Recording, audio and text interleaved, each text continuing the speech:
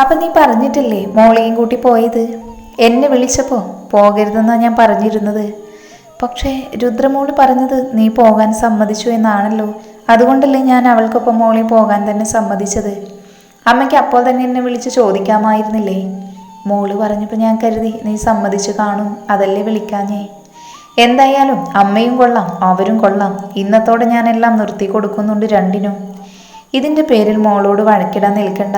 മോൾക്കും ആഗ്രഹം കാണില്ലേ പുറത്തൊക്കെ പോവാൻ? അതാവും. അതിനിവിടെ ഞാനുണ്ട് കൊണ്ടുപോകാൻ. അത്രയും പറഞ്ഞ ഭദ്ര ദേഷ്യത്തിൽ മുകളിലേക്ക് പാഞ്ഞു വന്ന് വൈഷുവിൻ്റെ റൂമിൽ തട്ടി. വൈഷു, മര്യാദയ്ക്ക് നീ വാതിൽ തുറക്കുന്നതാ നിന്റെ നല്ലത്. ഇല്ലെങ്കിൽ അറിയാലോ എന്നെ ചവിട്ടി പൊളിക്കും ഞാൻ. വൈഷു ഒന്നും മിണ്ടില്ല. വൈഷു, ഡി കഥക് തുറക്കാൻ. ഞാൻ വാതിൽ തുറന്നാലേ ഏട്ടനെ തല്ലും, അതുകൊണ്ട് തുറക്കില്ല. വിശാലേട്ടൻ വരുമെന്ന് ഞങ്ങൾ ആരും കരുതിയതല്ല. ഏട്ടൻ ഡ്രോപ്പ് ചെയ്യാന്ന് പറഞ്ഞപ്പോൾ ഞാൻ മാത്രമല്ല ഏട്ടത്തെയും സമ്മതിച്ചു. അത് കേട്ടതും ഭദ്രയുടെ മുഖം കൂടുതൽ വലിഞ്ഞു മുറുകി. എന്നാൽ ആദ്യം നിന്റെ ഏട്ടത്തിക്കുള്ളത് കൊടുത്തിട്ട് വരാം ഞാൻ. അപ്പം നീ ഈ ഡോറ് തുറന്നില്ലെങ്കിൽ നിന്നെ കൊണ്ട് തുറപ്പിക്കാൻ എനിക്കറിയാം. അത്രയും പറഞ്ഞ് ഭദ്രി പോകുമ്പോൾ വൈഷു നെഞ്ചിൽ കരങ്ങൾ വെച്ചുകൊണ്ട് പറഞ്ഞു, ഇപ്പോഴത്തേക്ക് രക്ഷപ്പെട്ടു. പക്ഷെ എൻ്റെ രുദ്രേട്ടത്തി കാത്തോളിനെ ആ പാവത്തിനെ. എൻ്റെ ഏട്ടനാണെങ്കിലും ചില നേരം കാലിൻ്റെ സ്വഭാവമാണ്. അതുകൊണ്ട് എൻ്റെ ഏട്ടത്തിയെ മുന്നും പിന്നും നോക്കാതെ ആ കാലിൻ്റെന്ന് രക്ഷിക്കണേ ഭഗവാനെ. ഭദ്ര വരുമ്പോൾ രുദ്രയും അകത്തുനിന്ന് ഡോറ് പൂട്ടിയിരുന്നു. രുദ്ര എന്നലറിയതും അവൾ പേടിച്ചു. വീണ്ടും ഭദ്ര ദേഷ്യത്തിൽ അലറിയതും രുദ്ര ഡോറ് തുറന്ന ശേഷം ഓടിപ്പോയി ബാൽക്കണിയിലെ തുറക്കുന്ന ഡോറ് തുറന്ന് അകത്ത് കയറി പുറത്തുനിന്നും ലോക്കിട്ടു. ഭദ്ര അകത്ത് വരുമ്പോൾ അവിടെ രുദ്രയെ കാണാതെ വന്നതും അവൻ അവിടെയെല്ലാം അവളെ തിരഞ്ഞു. എന്നാൽ ബാൽക്കണിയിലെ ഡോർ അടഞ്ഞു കിടക്കുന്നത് കണ്ടതും അവൻ അവിടേക്ക് ചെന്ന് ദേഷ്യത്തിൽ ആഞ്ഞു തട്ടി. രുദ്ര, മര്യാദക്ക് നീ വാതിൽ തുറക്കുന്നുണ്ടോ? വെറുതെ എന്നെ ദേഷ്യം പിടിപ്പിക്കരുത്. ഞാൻ തുറക്കില്ല. ഉറപ്പാണോ? ആ. രുദ്ര അത് പറയുമ്പോൾ തന്നെ റൂമിൽ ശക്തിയായി എന്തോ വീണുടയുന്ന സൗണ്ട് കേട്ടതും അവൾ പേടിച്ച് ഡോറ് തുറന്ന് പുറത്തേക്ക് വന്നതും ഭദ്ര രുദ്രയുടെ കയ്യിൽ പിടിച്ച് ദേഷ്യത്തിൽ ഒറ്റ വലിയായിരുന്നു.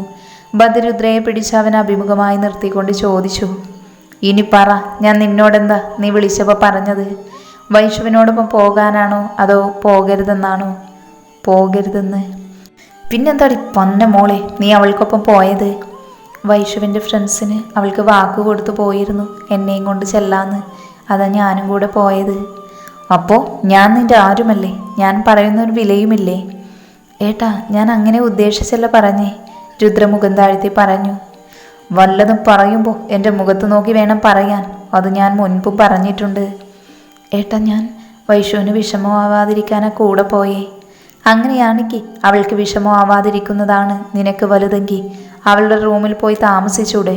എന്തിനാ ഇവിടെ നിൽക്കുന്നേ? ഇനി എന്നെ പേടിച്ചിട്ടാണ് പോവാത്തതെങ്കിൽ ഞാൻ തടയില്ല, പൊയ്ക്കോ. ഏട്ടാ, രുദ്രാവനെ നോക്കി വിളിച്ചു. ഏട്ടൻ എന്തൊക്കെയാ പറയുന്നെന്ന് ഏട്ടന് തന്നെ ബോധമുണ്ടോ? വൈഷുവിനൊപ്പം ഞാൻ പുറത്തു പോയതാണോ ഏട്ടൻ്റെ പ്രശ്നം? എന്നാൽ ഞാൻ അവളുടെ കൂടെ പുറത്തു പോയ വീട്ടുകാർ മാത്രം അറിഞ്ഞു നടന്ന നമ്മുടെ ഈ ബന്ധം ഒരുപാട് പേരറിയുമെന്നുള്ള പേടി കൊണ്ടാണോ? എങ്കിൽ ആ പേടി വേണ്ട. ഞാനായി ആരോടും പറയില്ല ഏട്ടനാണ് എൻ്റെ ഭർത്താവെന്ന്. എന്നെ ഭാര്യ എന്ന് പരിചയപ്പെടുത്താനും കൊണ്ടു നടക്കാനും ചിലപ്പോൾ ഏട്ടന് ഇഷ്ടമുണ്ടാവില്ല. ആദ്യമേ അങ്ങനെ തന്നെ ആയിരുന്നില്ലേ? ഇപ്പോഴല്ലേ ചെറിയ മാറ്റം വന്നത്. പിന്നെ ഞാൻ വിശാൽ അയാൾക്കൊപ്പം വന്നതാണ് ഏട്ടൻ്റെ പ്രശ്നമെങ്കിൽ ഏട്ടൻ വിഷമിക്കേണ്ട. അയാളുടെ ഭാര്യ എന്ന് വല്ല കരുതിക്കോളും ആരെങ്കിലും. അപ്പോഴും ഏട്ടൻ്റെ ആരെങ്കിലുമാണ് ഞാനെന്ന് ആരും പറയില്ല, പോരെ? രുദ്രാത്രയും പറഞ്ഞത് മാത്രമേ അവൾക്ക് ഓർമ്മയുണ്ടായിരുന്നുള്ളൂ. കാരണം അപ്പോഴേക്കും രുദ്രയുടെ കാരണം പുകച്ച് തന്നെ ഭദ്ര ഒരു അടി കൊടുത്തിരുന്നു. ഇനി നീ മാതിരി പറയാൻ നാവ് പൊങ്ങിയ ആ നാവ് ഞാൻ പിഴുതെടുക്കും. അല്ലെങ്കിലും എനിക്കറിയാടി, ഞാൻ സ്വന്തം എന്ന് കരുതുന്നവർ തന്നെയാ എപ്പോഴും എന്നെ ഒറ്റപ്പെടുത്തിയിട്ടുള്ളത്. ഇപ്പോൾ നീയും. നിനക്കെന്നെ മനസ്സിലാക്കാൻ കഴിയുമെന്നാണ് ഞാൻ കരുതിയത്. പക്ഷേ ഈ ജന്മമല്ല, അടുത്ത ജന്മത്തിലായാലും നിനക്കെന്നെ മനസ്സിലാക്കാൻ കഴിയില്ല. അത്രയും പറഞ്ഞ് ഭദ്ര തിരിഞ്ഞു പോകാൻ ആഞ്ഞതും രുദ്രയുടെ കണ്ണുകൾ നിറഞ്ഞിരുന്നു. ഇങ്ങനെയൊന്നും പറയണമെന്ന് കരുതി പറഞ്ഞതല്ലായിരുന്നു അവൾ. പെട്ടെന്ന് ഭദ്രയുടെ നിന്നും അടിയിട്ടാതിരിക്കാൻ വായിൽ വന്നതെന്തോ അതുപോലെ പറഞ്ഞു പോയതാണ്. പറയാനുള്ളത് പറഞ്ഞു കഴിഞ്ഞപ്പോഴാണ് തനിക്ക് തെറ്റുപറ്റിപ്പോയെന്ന് അവൾക്ക് മനസ്സിലായത്. രുദ്ര മുന്നിലേക്ക് നോക്കുമ്പോൾ ഡോറ് തുറന്ന് പുറത്തേക്ക് പോകാൻ നിൽക്കുന്ന ഭദ്രയെയാണ് കണ്ടത്. രുദ്ര അവൻ്റെ പിന്നാലെ ചെന്ന് കയ്യിൽ കയറി പിടിച്ചു നിർത്തി. ഭദ്രയേട്ട പോവല്ലേ പ്ലീസ്, ഞാൻ പറയുന്നൊന്ന് കേൾക്ക്. ഞാൻ അങ്ങനെ ഉദ്ദേശിച്ച് പറഞ്ഞതല്ല. അറിയാതെ എൻ്റെ വായിൽ നിന്ന് വീണു പോയതാ.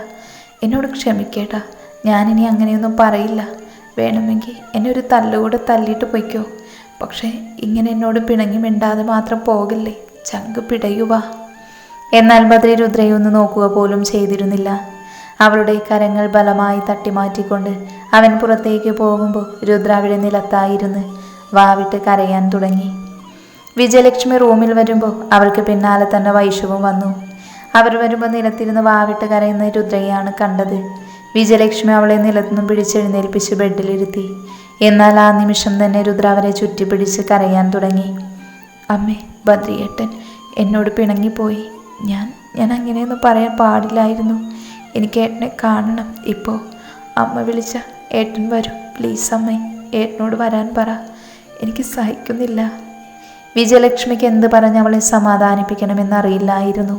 അവർ അവളുടെ മുടിയിഴകളിൽ തലോടി ഏറെ നേരം സമാധാനിപ്പിച്ചു. എങ്കിലും അവളിലെ കരച്ചിലിൻ്റെ ചീളുകൾ പുറത്തേക്ക് വന്നുകൊണ്ടിരുന്നു. വൈഷ്ണവിന് രുദ്രയുടെ കരച്ചിൽ കാണുമ്പോൾ സഹിക്കാനായില്ല. അവളുടെ കണ്ണുകളും നിറഞ്ഞിരുന്നു. താൻ കാരണം ഏട്ടനും ഏട്ടത്തിക്കുമിടയിൽ പ്രോബ്ലം ഉണ്ടായെന്ന് ഓർക്കും തോറും അവൾക്ക് വല്ലാത്ത വേദന തോന്നി തുടങ്ങി ഹൃദയത്തിൽ. വിജയലക്ഷ്മി അവളെ സമാധാനിപ്പിച്ച ശേഷം അവിടെ നിന്ന് പുറത്തേക്ക് പോകാൻ നേരം വൈഷു അവിടെ തന്നെ നിന്നതും അവർ ദേഷ്യത്തിൽ അവളെ പിടിച്ച് പുറത്തേക്ക് കൊണ്ടുവന്ന ശേഷം അവളുടെ 2 കൈയിലും മാറി മാറി തല്ലിക്കൊണ്ടിരുന്നു. സമാധാനമായല്ലോ നിനക്ക്. ഇങ്ങനെയൊക്കെ ഉണ്ടാവാതിരിക്കാനാ മോളെ കൂട്ടിക്കൊണ്ട് പോകരുതെന്ന് ഞാൻ അപ്പോഴേ പറഞ്ഞത്. എന്നിട്ട് നീ കേട്ടോ? ഇല്ലല്ലോ. മോളെയും കൊണ്ട് തന്നെ പോയി. ഇപ്പം നീ എടുത്തു ചാടി ചെയ്തിട്ട് എന്തായി? മോളെ കരയിക്കാൻ ഇടവരുത്തി വെച്ചില്ലേ നീ? അത്രയും പറഞ്ഞവർ വീണ്ടും അവളുടെ കരങ്ങളിൽ മാറി മാറി അടിച്ചുകൊണ്ടിരുന്നു. ബദ്രി ദേഷ്യത്തിൽ ഓഫീസിലേക്ക് വരുമ്പോൾ സെക്യൂരിറ്റി ബദ്രിയുടെ ക്യാബിൻ പൂട്ടിയിറങ്ങുമായിരുന്നു. അവൻ വന്ന് അയാളിൽ നിന്നും ചാവി വാങ്ങി ക്യാബിൻ തുറന്ന് അകത്തുനിന്നും ലോക്കാക്കിയിരുന്നു. രാത്രിയേറെ വൈകിട്ടും ബദ്രിയെ കാണാതെ വന്നതും ഫോൺ വിളിച്ചിരുന്നു. എന്നാൽ ബദ്രി എടുത്തില്ല. ബദ്രിയെ കാണാതെ വന്നതും പ്രണവിനെ വിളിച്ചു. ടെൻഷൻ അടിക്കേണ്ട, അവനെവിടെയാണെങ്കിലും ഞാൻ കൂട്ടിക്കൊണ്ട് വരാമെന്ന് പറഞ്ഞു ഫോൺ വെച്ചു. ബദ്രിയെ വിളിച്ചിട്ട് കിട്ടാതായപ്പോൾ സെക്യൂരിറ്റിയെ വിളിച്ചു. ബദ്രി ഓഫീസിൽ വന്നിട്ടുണ്ടോ എന്ന് തിരക്കുമ്പോൾ അവനിവിടെ വന്നിട്ടുണ്ടെന്ന് പറഞ്ഞതും പ്രണവ് ഒരു നിമിഷം പോലും വൈകിപ്പിക്കാതെ അവിടേക്ക് പോയിരുന്നു. പ്രണവ് വരുമ്പോൾ മദ്യക്കുപ്പി വായിലാക്കി കുടിക്കുന്ന ബദ്രികയാണ് കണ്ടത്. പ്രണവ് ദേഷ്യത്തിൽ വന്ന് ബദ്രിയുടെ കയ്യിലിരുന്ന മദ്യക്കുപ്പി പിടിച്ചു വാങ്ങുമ്പോൾ ബദ്രിയുടെ കണ്ണുകൾ ചുവന്ന് കലങ്ങിയിരുന്നു. എന്താടാ നിനക്ക്? എന്താ നിനക്ക് പറ്റിയത്? ഇങ്ങനെ കുടിച്ച് നശിക്കാൻ? ഞങ്ങളെല്ലാവരും എത്ര നേരം കൊണ്ട് നിന്നെ വിളിക്കുന്നെന്ന് അറിയുമോ? ഒരുത്തിയായിട്ട് നീ പിണങ്ങിപ്പോയെന്ന് പറഞ്ഞ് കണ്ണുനീരോടെ നിന്നെയും നോക്കി ഇരിപ്പുണ്ട്. അവളെ ഓർത്തെങ്കിലും ഇങ്ങനെ കുടിക്കാതിരുന്നൂടെ നിനക്ക്? എന്നെ ആരും കാത്തിരിക്കേണ്ട. ആരും എന്നെ ഓർത്ത് കരയുകയും വേണ്ട. നിന്നോടൊക്കെ ഞാൻ പറഞ്ഞതല്ലേ ഒന്നും വേണ്ട എൻ്റെ ലൈഫിൽ, ആരും വേണ്ടെന്ന്. എന്നിട്ടിപ്പോൾ ഞാൻ അവളെ സ്നേഹിക്കാൻ തുടങ്ങിയപ്പോൾ അവൾ തന്നെ പറഞ്ഞത് കേട്ടില്ലേ? എനിക്ക് അവളെ കൊണ്ട് നടക്കാൻ കുറച്ചിലാണത്രേ. വിശാലിനൊപ്പം ആരെയും കണ്ട അവൻ്റെ ഭാര്യയാണെന്ന് കരുതിക്കോളുമെന്ന്. അപ്പം പിന്നെ ഞാൻ ആരാടാ അവളുടെ? ആരുമല്ലെന്നാണോ? പറയടാ, ആരും അല്ലെന്നാണോ? ബദ്രി പ്രണവിൻ്റെ ഷർട്ടിൽ പിടിച്ചു വലിച്ചുകൊണ്ട് പറഞ്ഞു. എടാ, അവൾ അതറിയാതെ പറഞ്ഞു പോയതാ. അവൾക്ക് നീ എന്ന് വെച്ച ജീവനാ. അതെന്താ നീ മനസ്സിലാക്കാത്തത്? പെട്ടെന്നുള്ള സങ്കടത്തിൽ അവൾ വല്ലതും പറഞ്ഞ അത് ക്ഷമിച്ച് കൂടെ നിൽക്കേണ്ടതിന് അതിനെ അവിടെ ഒറ്റയ്ക്കാക്കി ഇവിടെ വന്ന് കുടിച്ച് നശിക്കുവാണ് വേണ്ടത്. ബദ്രി അവനെ ഒന്ന് നോക്കി. എന്നിട്ട് കുറേ നേരം ഒന്നും മിണ്ടാതെ നിന്ന ശേഷം ബദ്രി പ്രണവിനോടായി പറഞ്ഞു. എനിക്കൊരു ഹെൽപ്പ് വേണം നിന്റെ. എന്ത് ഹെൽപ്പ്? പറയാം. ബദ്രി പറയുന്നത് കേട്ട് പ്രണവിൻ്റെ കണ്ണുകൾ വിടർന്നു. അവൻ വേഗം പോയി ബദ്രിയെ കെട്ടിപ്പിടിച്ചുകൊണ്ട് പറഞ്ഞു. എനിക്കറിയാമായിരുന്നു എൻ്റെ ബദ്രിക്ക് അത്ര ദുഷ്ടനൊന്നും ആവാൻ കഴിയില്ലെന്ന്. ഇപ്പോഴാണടാ നീ ഞങ്ങളുടെ ആ പഴയ ബദ്രിയായത്. പിറ്റേ ദിവസം രുദ്ര താഴേക്ക് വരാതെ ബദ്രിയുടെ റൂമിൽ അവൻ്റെ മേശപ്പുറത്തിന് ഫോട്ടോയിലേക്ക് തന്നെ നോക്കി നിന്നു. പ്രിയങ്ക വരുമ്പോൾ താഴെ തന്നെ വിജയലക്ഷ്മിയും വൈഷവും ഒപ്പം ഇരിപ്പുണ്ടായിരുന്നു. രുദ്രയെ ചോദിക്കുമ്പോൾ അവർ നടന്നെല്ലാം അവളോട് പറഞ്ഞു. ഞാൻ ഇപ്പോൾ വന്നത് തന്നെ ബദ്രിയേട്ടൻ പറഞ്ഞിട്ടാ. ബദ്രി അപ്പോൾ എവിടെ? അപ്പോഴേക്കും ബദ്രി എവിടെയാണെന്നും അവൻ പറഞ്ഞ കാര്യങ്ങൾ അവരോട് പ്രിയങ്ക പറയുമ്പോൾ അവരുടെയും കണ്ണുകൾ വിടർന്നിരുന്നു. തൽക്കാലം രുദ്രയോട് ഇതിനൊന്നും പറയണ്ട, ഏട്ടൻ പറഞ്ഞിട്ടാ കൂട്ടിക്കൊണ്ട് പോകുന്നു മാത്രം പറഞ്ഞാൽ മതി. ഇതെന്താ ചേച്ചി കവറിൽ? പ്രിയങ്കയുടെ കയ്യിലിരിക്കുന്ന കവറിലേക്ക് നോക്കിക്കൊണ്ട് പറഞ്ഞു. ഇത് അവൾക്കുള്ള ഡ്രസ്സാ. ഏട്ടൻ വാങ്ങി തന്നതാണോ? അല്ല, ഏട്ടൻ പറഞ്ഞിട്ട് ഞാനും വിജിത്തും കൂടെ കയറി വാങ്ങിയതാ വരുന്ന വഴി. എന്നിട്ട് വിജിത്തേട്ടൻ എവിടെ?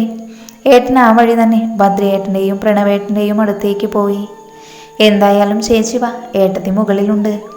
അത്രയും പറഞ്ഞ് പ്രിയങ്കയുടെ കരങ്ങൾ പിടിച്ച് മുകളിലേക്ക് കൊണ്ടുപോകുമ്പോൾ രുദ്ര ബെഡിൽ കിടന്ന് കരയുന്നുണ്ടായിരുന്നു. പ്രിയങ്ക രുദ്രയുടെ അടുത്തായി വന്നു നിന്നു. അവളെ വിളിക്കുമ്പോൾ രുദ്ര കിടന്നുകൊണ്ട് തന്നെ തലതിരിച്ച് അവളെ ഒന്ന് നോക്കി. എന്താ ഇത്, ഇതുവരെ കഴിഞ്ഞില്ലേ നിന്റെ കരച്ചിൽ? മതി നിന്റെ ഈ കരച്ചിൽ, എണീറ്റ് ഫ്രഷായി ഡ്രസ്സിട്ട് വന്നേ. അത് പറയുമ്പോൾ രുദ്ര ബെഡിൽ നിന്നും എഴുന്നേറ്റിരുന്നുകൊണ്ട് പറഞ്ഞു, ഇല്ല, ഭദ്രയേട്ടൻ വരാതെ ഞാൻ ഇവിടുന്ന് എങ്ങോട്ടും ഇല്ല. നിന്റെ ആ ഭദ്രയേട്ടൻ പറഞ്ഞിട്ട് തന്നെയാ നിന്നെ കൂട്ടാൻ ഞാൻ വന്നത്. പ്രിയങ്ക അത് പറയുമ്പോൾ തന്നെ കണ്ണുനീർ തുടച്ചുകൊണ്ട് കണ്ണുകൾ വിടർത്തി രുദ്ര അവളെ നോക്കി ചോദിച്ചു, സത്യാണോ? ഭദ്രയേട്ടൻ പറഞ്ഞു എന്നെ കൂട്ടിക്കൊണ്ട് ചെല്ലാൻ? അതേന്നേ, അതല്ലേ ഞാൻ പറഞ്ഞേ. ഞാൻ ഹോസ്പിറ്റലിൽ ഡ്യൂട്ടിക്ക് പോലും മാറ്റിവെച്ച് ഇങ്ങോട്ടേക്ക് വന്നത് തന്നെ. അപ്പോഴേക്കും രുദ്രയുടെ മുഖം സന്തോഷത്താൽ വിടർന്നു. ഇനി ഇങ്ങനെ ഇരുന്ന് മതിയോ? പോയി ഈ ഡ്രസ്സൊക്കെ ഇട്ട് വന്നേ. നിന്നെ ഒരുക്കി സുന്ദരി കുട്ടിയാക്കി ഏട്ടൻ്റെ അടുത്ത് എത്തിക്കേണ്ടത് എൻ്റെ കടമയാണ്. രുദ്രയെയും കൂട്ടി പ്രിയങ്ക വരുമ്പോൾ വിജയലക്ഷ്മിയും വൈഷുവും അവർക്കൊപ്പം വന്നിരുന്നു.